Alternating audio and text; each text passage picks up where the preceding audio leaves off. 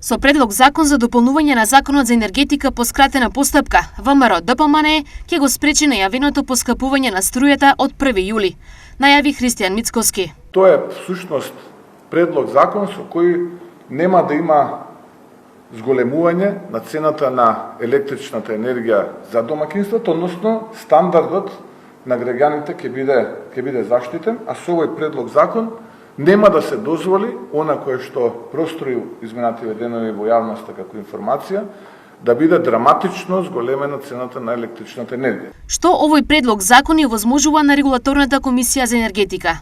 Регулаторна комисија за енергетика да има можност со овој закон да може на старо новиот универзален снабдувач веднаш само да му ја продолжи важноста на лиценцата за снабдување на сите оние потрошувачи кои што се на регулираниот пазар. Нема многу време до 1 јули. Што очекува Мицковски?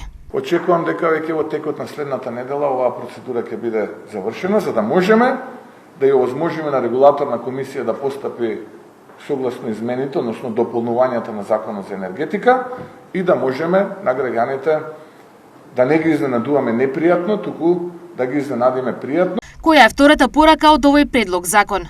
Вториот дел од мојата порека е да универзалниот снабдувач го оптимира своето портфолио, односно количините на електрична енергија, кои што се неопходни за да ги снабдува потрошувачите на регулираниот пазар. Очекувам преку тој процес на оптимизација да се задржиме исклучиво само на количините кои што ќе ги испорача АДСМ и на тој начин да немаме ценовен шок. За Мицковски, стандардот на граѓаните треба да е приоритет кај 120 пратеници во собранието при гласање на овој предлог закон. Стандардот на граѓаните е наш приоритет и треба да е приоритет на сите 20 пратеници во македонскиот парламент. Ние практично правиме маневар за да не дојде до зголемување на цената на електрична енергија за граѓаните.